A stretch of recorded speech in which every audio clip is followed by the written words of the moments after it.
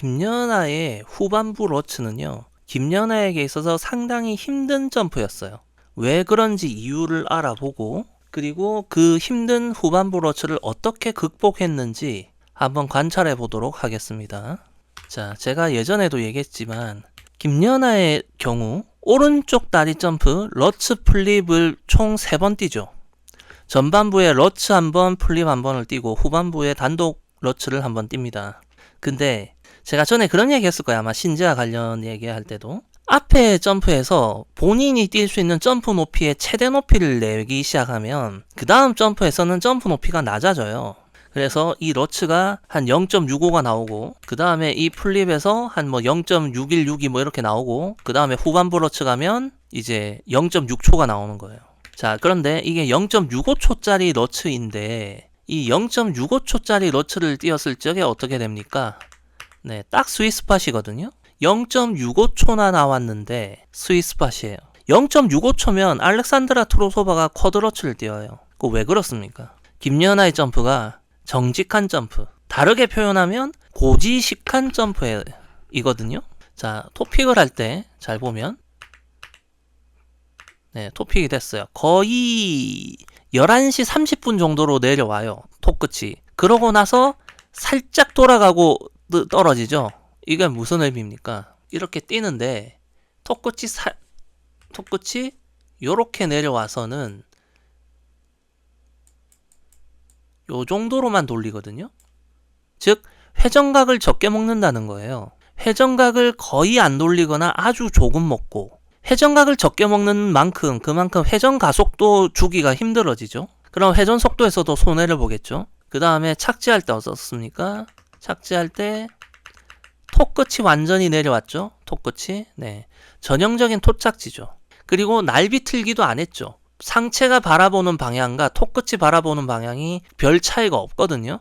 소위 말하는 회전을 채우기 위한 여러 가지 기술들, 꼼수, 편법 안 쓴 거예요. 그러다 보니 이 트리플 러츠를 띄어내는데 스윗스팟에 들어온 스탯이 0.65야. 채공시간. 자, 그러면 이 후반부 러츠가 어떻다고 했죠? 네, 0.6초라고 했죠? 0.65초에서 스윗스팟인데 0.6초면 스탯 미달이다. 그죠? 아시겠죠? 즉 김연아의 경우는 커리어 내내 후반부 러츠가 스탯 미달인 상태였다는 거예요. 그렇기 때문에 후반부 러츠가 힘들었고, 김연아가 체력적으로 힘들었다고 하는 이유 중에 하나예요. 김연아가 체력적으로 힘들었다. 당연히 운동이니까 체력적으로 힘들겠죠. 그런데 그것을 이제 뒷받침하는 수많은 이유들 중에 하나가 이 후반부 러츠가 힘들다는 거예요. 김연아에게 있어서. 그럼 이 김연아는 후반부 러츠를 어떻게 띄어냈느냐라는 건데, 잠깐 2007년 그랑프리를 보기 전에 일단 잠깐만요.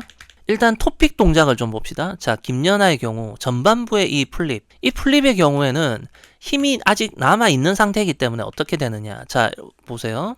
토픽이 이렇게 쭉 내려와요. 그죠? 내려와서 한 프레임 살짝 굽혀졌나요? 이 러츠의 경우는 조금 이 각이 안 보여서, 네, 물론 이게 토픽이 될 때 이 몸에 충격이 오기 때문에 약간의 충격 흡수를 위한 이 무릎 굽혀짐이 있을지는 몰라. 어쨌든 자, 여기서 보면 여기서 한 프레임 정도 살짝 굽혀졌어요. 그죠? 그 다음에 보면 굽혀지기보다는 이게 어때요? 자, 상체가 일어나고 이 여기 동작이 어떻게 됩니까? 네, 자, 상체가 일어난 다음에 여기서부터 이 방향으로 힘을 가하죠. 여기서 이 방향으로 힘이 가해지죠. 이 방향. 그죠? 이 방향. 그럼 힘도 이 방향으로 나오겠죠. 그러면 이것이 바로 발사각이에요. 물론 몸이 날아오던 힘이 합쳐져 가지고 실제 발사각은 조금 더 낮아지긴 하겠지만, 즉 어떻습니까? 여기 발 뒤꿈치가 많이 떠 있는 상태가 아닌 상태에서 이 힘이 요 방향으로 발생하고 있다라는 거. 이렇게 힘을 주게 되면 어떤 장점이 있냐면 회전축이 서질 않아요. 회전축이 이렇게 앞으로 숙여진 회전축이 나와서 도입 스피드가 빨라도 그걸 커버치거든요. 그래서 착지를 할 때 무게 중심보다 착지 지점이 약간 더 뒤에 있게 되는 요 밸런스를 만들어줘요. 이런 토픽이. 대신에 발사각이 낮게 나오기 때문에 채공 시간에선 손해를 봅니다. 그리고 또 하나, 회전각을 많이 먹지 않더라도 어쨌든 여기서부터 회전 운동을 시작해요. 회전 운동을 시작하기 때문에 그 후반부 러츠 대비해서 손해를 보진 않거든요. 회전 운동이. 자, 그러면 이 후반부 러츠를 좀 보면 어떻게 되느냐. 자, 먼저 앞에 한 프레임 정도였죠. 이 도약을 하는 데까지 걸린 그게 거의 즉각적으로 도약력이 발생을 했고, 앞에 플립 같은 경우는 러츠던 플립이던, 자, 이 후반부의 러츠의 경우는 자, 다 왔어요. 그죠?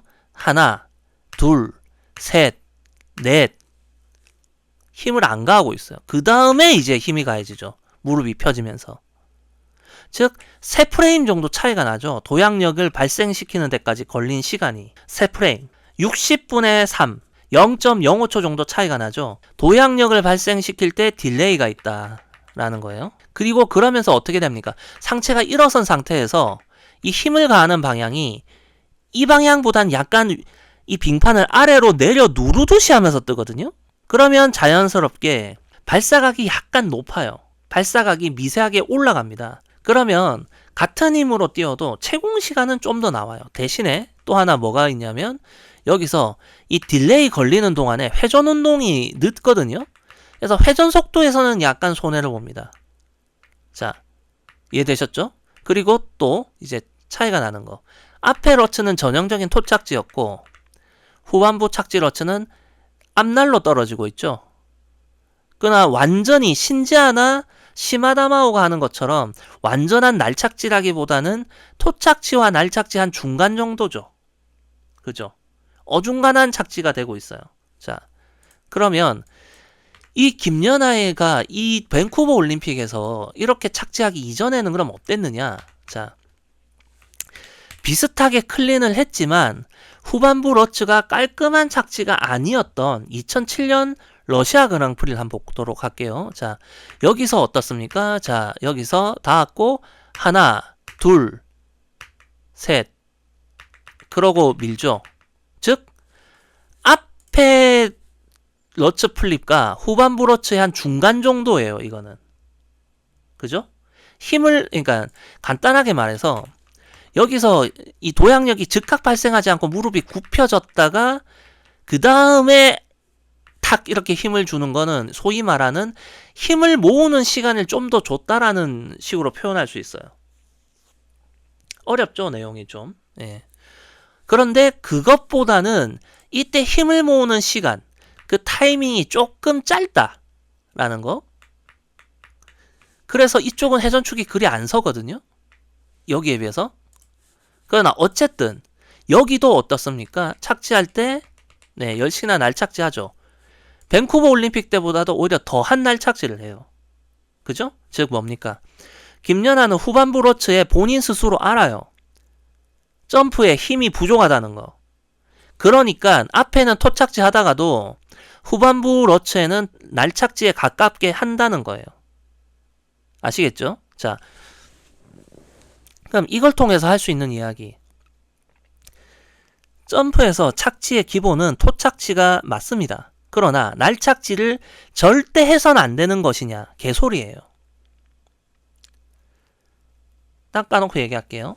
이렇게 평소에 토착지를 하다가도 필요한 순간에 날착지하는 선수들이 있어요. 그게 누구냐? 대표적으로 김연아, 알렉세이 야고딘, 한유 유주르, 네이든 첸, 말레닌. 만약에 당신이 선수를 가르치고 있는 사람이라고 칩시다. 당신이 내가 언급한 선수보다 피겨 잘하지 못했죠? 그죠? 나는 피겨를 해본 적도 없어. 그러니까 내 말에 공신력이 없을 수는 있어. 그러나 이렇게 필요한 순간마다 날착지를 하는 선수들의 이름 몇몇이 올림픽에서 또는 월드에서 다 메달을 딴 선수들이에요. 당신이 아무리 국대 출신의 코치라 한들 날착지를 해선 안 되는 거라고 말하면 안 돼요. 자, 어쨌든 이미 2007년에도 김연아는 후반부 러츠 때는 날착지를 했다라는 거. 자, 그리고 제가 앞에도 얘기했지만 이 도약 과정에서 힘을 모으는 시간이 밴쿠버 올림픽 때보다는 좀 짧다, 그죠? 그리고 이 채공 시간이 0.58초예요. 이게 진짜 뭐 거짓말같이 짠 것처럼 숫자가 딱딱 들어맞는 게 힘을 조금 덜 모아서 뛰었던 이 2007년 러시아 그랑프리의 후반부 러츠는 0.58초인데 여기는 0.6초거든요. 거짓말 같잖아. 자, 그런데 0.02초 치고는 이 내려오는 회전각이 그렇게까지는 차이가 안 나요. 정말 조금 차이거든? 지금 여기 지금 잘 보면 이 흰색으로 그어져 있어요. 여기 빙판에 자국이 났거든요. 여기서부터 요렇게 오는 거예요. 그럼 지금 현재 2007년대가 더 날착지죠. 그죠? 그거에 비하면 톱꽃이 이때보다는 조금 더 빨리 내려왔음에도 이 정도 각이라는 걸 보면 확실히 2010년이 좀 더 회전각의 여유가 있어요. 자, 채공 시간은 0.02초 늘었는데 회전 운동은 약간 느리게 시작했다고 했죠? 그래서 회전 속도에선 손해다. 그런데 더하고 빼고 했더니 2010년이 그래도 조금은 더 낫다 라는 결과가 나와요. 지금 이걸 보면 네, 이게 지금 떨어졌을 때 날로 떨어졌지만 거의 뭐 한 11시 정도라고 한다면 이거는 10시 30분 정도거든요. 그러면 이쪽이 아무래도 낫죠. 이 톱부터 더 많이 내려와 있다는 거는 발뒤꿈치가 내려올 때까지 시간은 좀 더 여유가 있다는 거니까 여기에 비해서. 자, 이러한 상황, 결과, 관찰을 통해서 이 점프대에서 무슨 말을 할 수 있느냐. 도약할 때 뭐 어떻게 했다고 했죠? 도약력이 즉각 발생하지 않았다. 딜레이가 있었다. 회전 운동도 딜레이가 있었다. 딜레이드. 그 누군가 어떤 무리들이 얘기하는 딜레이드 러츠의 정체네요. 근데 어떻습니까? 이 점프의 실체는. 이 점프는 정상적인 스탯, 스윗스팟에 떨어질 수 있는 스탯을 낼 수 없는 상태야, 김연아가. 김연아가 로봇거나 기계거나 사이보그거나 터미네이터가 아니고 평범한 사람이고 약물을 하지 않았기 때문에 이 후반부 러츠는 0.65가 못 나와요. 안 나와, 0.65초가. 그런 상태에서 어떻게든지 뛰어내야 하는 당위적 목적을 가진 점프죠. 즉 뭐냐, 이러한 도약과 착지는요, 김연아가 이 점프를 어떻게든 뛰어내기 위해서, 모자란 힘으로 뛰어내기 위해서 몸부림친 결과예요. 아직도 딜레이드 러츠 어쩌고 저쩌고 하고 싶어? 그 캐나다 대머리 해설자가 딜레이드라고 그냥 수식어 한번 써준 걸 가지고 딜레이드 러츠가 뭔가 굉장히 대단한 것처럼, 딜레이드 러츠란 뭔가 실체가 있는 것처럼 개소리를 하고 앉아있어.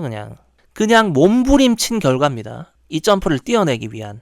자, 그리고 또 하나, 모든 점프가 항상 똑같이 균일하게 뛰어야 한다라는 고정관념도 버려야 돼요. 착지가 다르잖아. 도약은 그렇다 치더라도 착지부터가 다르잖아요. 앞에 러츠하고 뒤에 러츠가. 이런 걸 뭐라고 하는 줄 아세요? 상황에 맞는 도약, 상황에 맞는 착지, 상황에 맞는 점프, 상황에 맞는 피겨, 현실 피겨예요. 이게 바로 제가 추구하는 현실 피겨예요. 제가 신지아에게도 그런 얘기하죠. 넌 이 점프는 스탯이 항상 이 정도니까 그냥 닥치고 날착지해. 이런 식으로 표현하잖아요. 예를 들면 신지아의 연결 트리플토. 신지아가 연결 트리플토를 어설프게 하다가 언더 맞는 게 처음이 아니거든요.